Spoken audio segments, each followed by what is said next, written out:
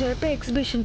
అనుకున్న డిజైన్లన్నీ రెడీ చేసుకున్నాను కానీ ఇంకొంచెం మెటీరియల్ కూడా ఉంటే బాగుండేది. కొందామంటే ఉన్న డబ్బులన్నీ స్కూటీ ఇన్స్టాల్మెంట్కి చీరలకే అయిపోయాయి. సర్లే, ఉన్న వాటితోనే సరిపెట్టుకుందాం. కానీ ఈసారి ఎలాగైనా ఫస్ట్ ప్రైజ్ కొట్టేయాలి.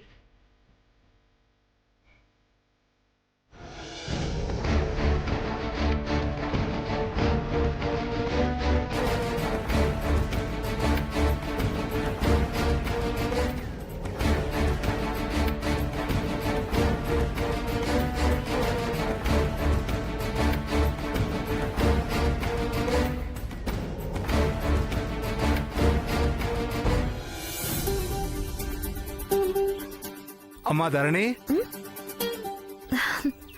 బాబాయ్ ఇటెక్కడికి? నీ దగ్గరికేనమ్మా. రేపు ఎగ్జిబిషన్ ఉంది కదా, ఎప్పుడు ఎగ్జిబిషన్ ముందు ఫోన్ చేసి మెటీరియల్ తెప్పించుకునేదానివి కదా. ఈసారి ఇంకా ఫోన్ రాకపోయేసరికి ఏమైందో కనుక్కుందామని వస్తున్నానమ్మా. అదా, ఫోన్ చేద్దామని అనుకున్నాను బాబాయ్, కానీ ఈసారికి డబ్బులు కొంచెం సర్దుబాటు కాలేదు. డబ్బులదేముందమ్మా, ఈ రోజు కాకపోతే రేపు నీ దగ్గర ఎక్కడికి పోతాయి? అసలు నీ వల్లే కదమ్మా ఈ రోజు 4 వేళ్ళు నోట్లోకి వెళ్తున్నాయి. అయ్యో, నేనేం చేశాను బాబాయ్? అలా అనొద్దమ్మా. నువ్వే లేకపోతే మా మగ్గాలు ఎప్పుడో మూలన పడిపోయేవి. మేము కూలి పని చేసుకుని బతికేవాళ్ళం. ఎప్పుడో ఒకసారి కొంత మెటీరియల్ కావాలని మా దగ్గరకు వచ్చావు. మా బాధలు చూసి మాకు అండగా నిలిచావు. నువ్వే మంచి మంచి డిజైన్లు కుట్టి పెద్ద పెద్ద షోరూంలో పెట్టించి మళ్ళీ మా మగ్గాలకి పూర్వవైభవం తీసుకురావడానికి కష్టపడుతున్నావు. మనందరి కోసం బాబాయ్. నీకన్నా కూడా మాకే ఎక్కువ లాభం కదమ్మా. ఇప్పుడు ఎగ్జిబిషన్లో పెట్టేది కూడా మా కోసమే కదమ్మా. ఇందులో ఫస్ట్ ప్రైజ్ వస్తే ఇంకా ఎక్కువ గుర్తింపు వస్తుంది. మా బట్టలకి మంచి గిరాకీ వస్తుందనే కదా. అలాంటప్పుడు మేము ఆ మాత్రం సర్దుబాటు చేయకపోతే ఎలాగమ్మా? మంచి డిజైన్ చేయమ్మా. ఫస్ట్ ప్రైజ్ వచ్చేంత బాగా చేయాలి. నీకు కావలసినంత మెటీరియల్ తీసుకో. చాలా సంతోషం బాబాయ్. ఒక మంచి డిజైన్ ఉంది, అది చూస్తే మోడర్న్ డ్రెస్సులు వేసుకునే అమ్మాయిలు కూడా ఈ డిజైనే వేసుకుంటారు. రాత్రంతా కష్టపడి కుడతాను బాబాయ్. ఫస్ట్ ప్రైజ్ తప్పకుండా వస్తుంది. పదమ్మా, ఇంటి దగ్గర మెటీరియల్ ఇచ్చి వెళ్తాను.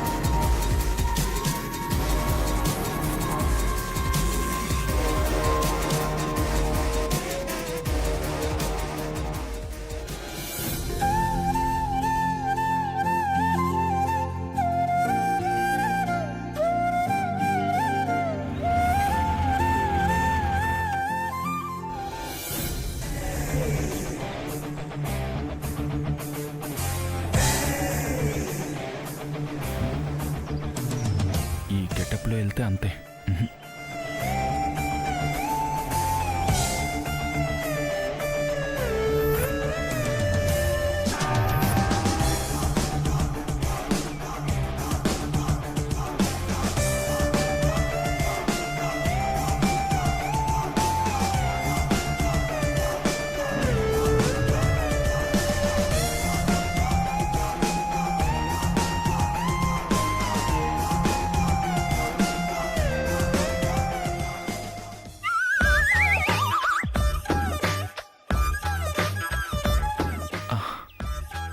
ఏదో అమాయకుల్లా కనిపించడం కోసం నీ బొట్టు పెట్టుకోవడం లేదు గణేషా. నిజంగా నీ మీద భక్తితోనే పెట్టుకుంటున్నాను. ఏ బిజినెస్ మీటింగ్కి నేను ఇంతలా టెన్షన్ పడింది లేదు. కానీ తనతో ఫస్ట్ మీటింగ్ అంటే చూడు ఎంత టెన్షన్ వచ్చేస్తుందో. నా గుండెని చూడు ఏ రేంజ్లో కొట్టుకుంటుందో. సో నువ్వేం చేస్తావో నాకు తెలీదు. ఫస్ట్ మీటింగ్ మాత్రం సక్సెస్ కావాలి. ఆ అమ్మాయి స్పీడ్ ఏ రేంజ్లో ఉంటుందో తెలుసు కదా.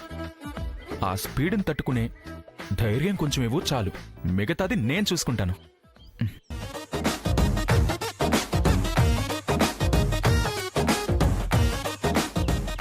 బాబు ఇక్కడ లాయర్ శ్రావణి గారిని కలవాలి. First floor sir. Thank you.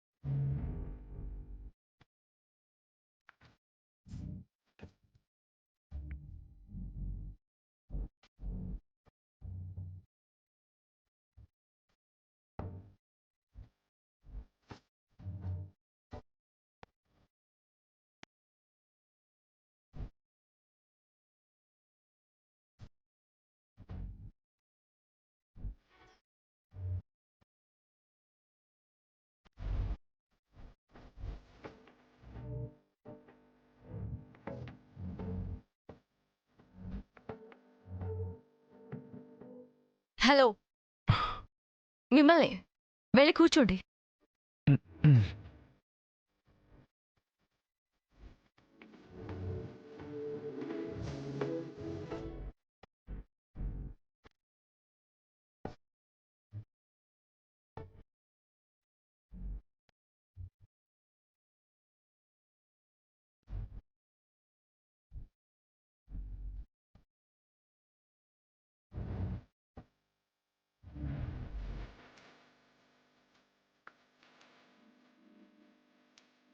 ఇంక మీరు వెళ్ళొచ్చు. కోర్టులో కలుద్దాం. రండి.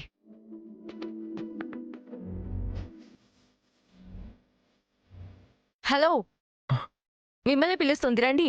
ఆ, ఆ, ఆ.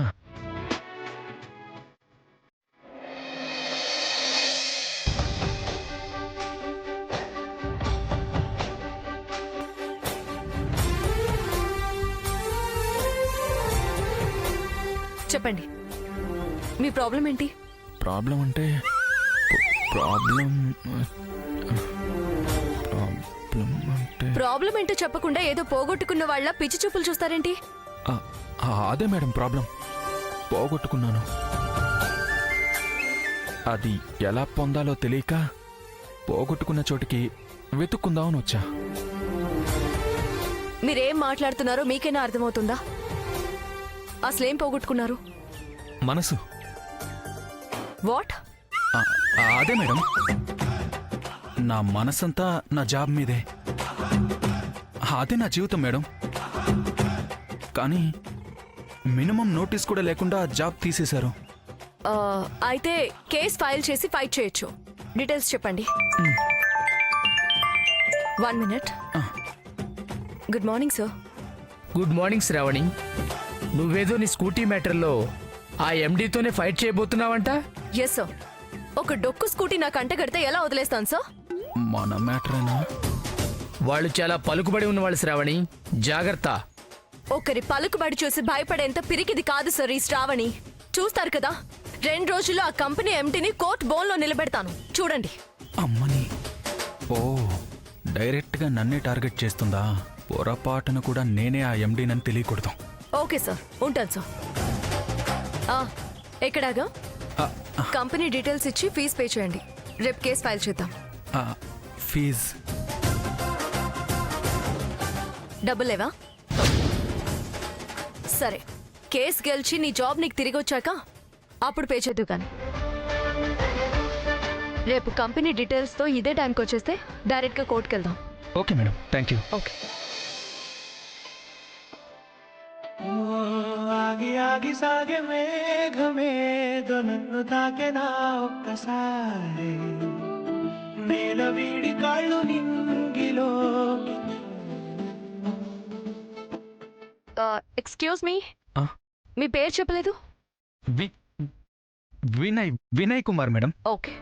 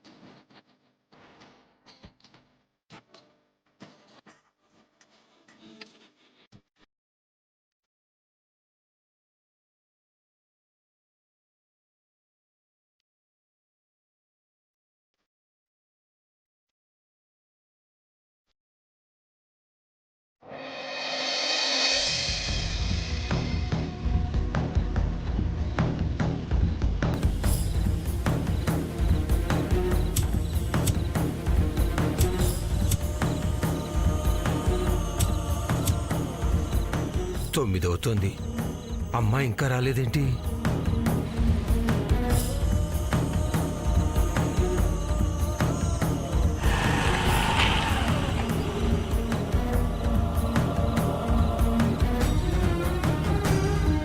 ఇంత లేట్ అయిందేంటమ్మా? పని ఏమన్నా పడిందా?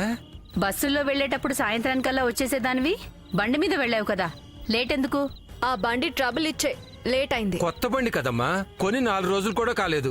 అప్పుడే ఏమొచ్చిందమ్మా? సడన్ బ్రేక్ వేయబోతే బ్రేక్ వైర్ తెగింది నాన్న. షోరూమ్ కి వెళ్లి మేనేజర్ ని బాగా కడిగేశాను. వెంటనే కొత్త స్కూటీ రీప్లేస్ చేయకపోతే కోర్టుకి ఏడుస్తానని చెప్పాను. మ్మ్. బాగుందక్క. షర్ట్ బటన్ తెగిపోతే షర్ట్ మొత్తం రీప్లేస్ చేయమని అడిగినట్టుంది. మెంటల్. ఆపవే నీ కుట్టి మిషన్ భాష. దాని మొహం అంతే ఏడ్చిందిలేమ్మా. నువ్వు మాత్రం తగ్గుద్దమ్మా. అవసరమైతే హైకోర్టుకి సుప్రీంకోర్టుకైనా వెళ్ళమ్మా. కొత్త స్కూటీ ఇచ్చే వరకు వాడిని వదలొద్దమ్మా. మనకేమన్నా ధర్మానికి ఇచ్చాడా? చెప్పు కల్పన. అవునా, సర్లే, నేనే ఏదో ఒకటి చేస్తాను. ఏమైందే? రేపు హ్యాండ్లూమ్ ఎగ్జిబిషన్ ఉంది కదమ్మా, కల్పన బండి మీద తీసుకెళ్తానంది. కానీ వాళ్ళ తమ్ముడికి అర్జెంటు పనుండి బండి తీసుకెళ్తున్నారంట. రావటం కుదరదు.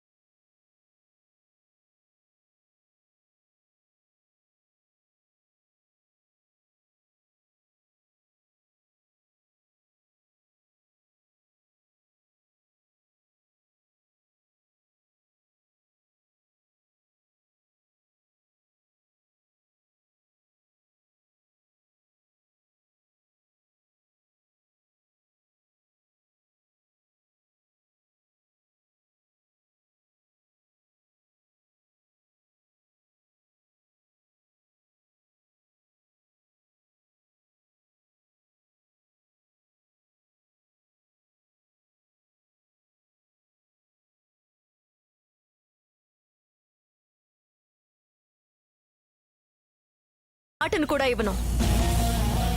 దీనికి స్కూటీ ఇస్తే నేనెలా వెళ్ళాలి? స్కూటీ లేనప్పుడు ఎలా వెళ్ళావో ఈ ఒక్క రోజుకి అలాగే వెళ్ళు.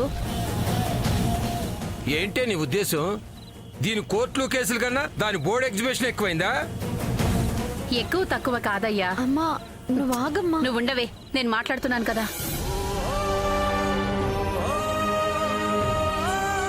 ఈ ఒక్క రోజుకి స్కూటీ లేకపోయినా అది కోర్టుకు వెళ్ళగలదు. కానీ ఇది ఎగ్జిబిషన్కి వెళ్ళలేదు కదా. పైగా ప్రైజ్ గెలవాలని, పేరు తెచ్చుకోవాలని సంవత్సరం అంతా కష్టపడిందయ్యా. కేవలం బండి లేదన్న కారణంతో బంగారం లాంటి అవకాశం దూరం అయిపోతే ఎలా? గొప్ప అవకాశంలే. ఈ కష్టపడేదేదో చదువులో కష్టపడి ఉంటే నా కూతురులాగా లాయర్ కొట్టేసుకుని కోర్టుకు వెళ్ళి ఉండేది. స్కూల్ దగ్గరే వచ్చింది గొడవ.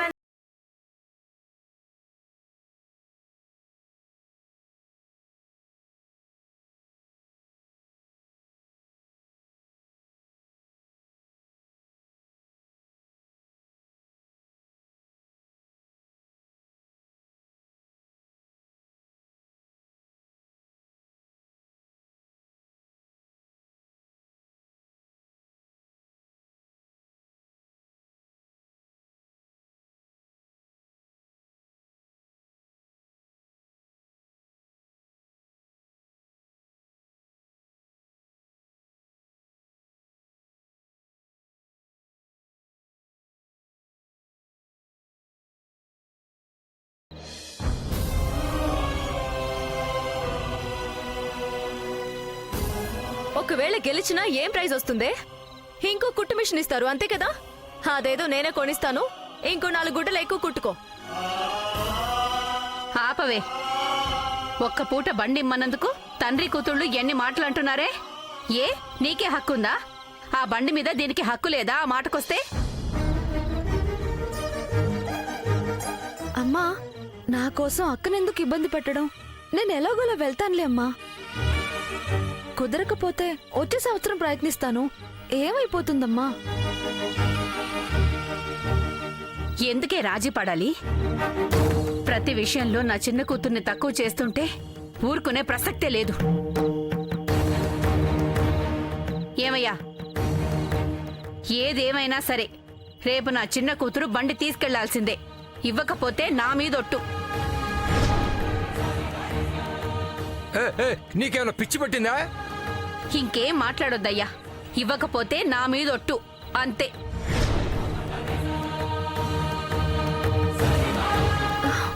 అమ్మా, నువ్వు కూడా ఏమీ మాట్లాడుకో. నువ్వు బండి తీసుకెళ్ళను అన్నా నా మీదొట్టే. నిజంగానే పిచ్చి పట్టిందమ్మా దీనికి.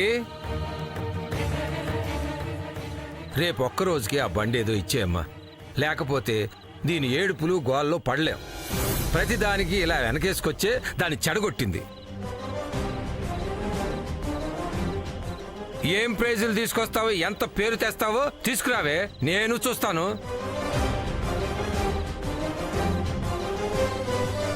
నీ కుట్టు మిషన్ తొక్కినట్టు బండి తొక్కకు. బండి మీద ఒక్క గీత పడిందో నీ ప్రాణాలు తీస్తా.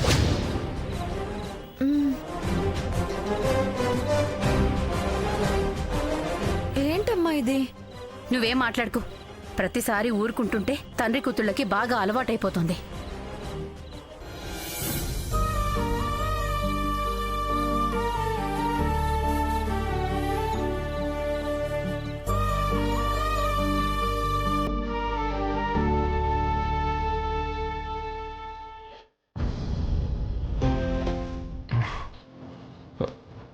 ఏంటమ్మా, ఇంకా నిద్రపోలేదా? నిద్ర పట్టడం లేదురా. నిద్రపోయాడా? అవునమ్మా, నిద్రపోయాడు.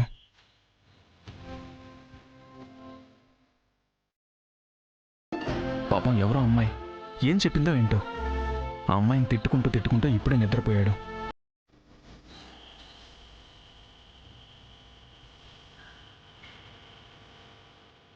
ఏమైందమ్మా? భయం వేస్తోందిరా. రోజు రోజుకి వీడి ప్రవర్తన చూస్తుంటే భయం వేస్తోంది. ఎన్నాళ్ళిలా? వీళ్ళు అసలు మార్పే రాదా? వస్తుందమ్మా. ఇప్పుడిప్పుడే బయటికి వెళ్తున్నాడు కదా, నలుగురిలో కలుస్తున్నాడు కదా, మెల్లమెల్లగా మార్పు అదే వస్తుందలే. బయటికి వెళుతున్నాడు కాబట్టే భయం ఎక్కువ అవుతోందిరా.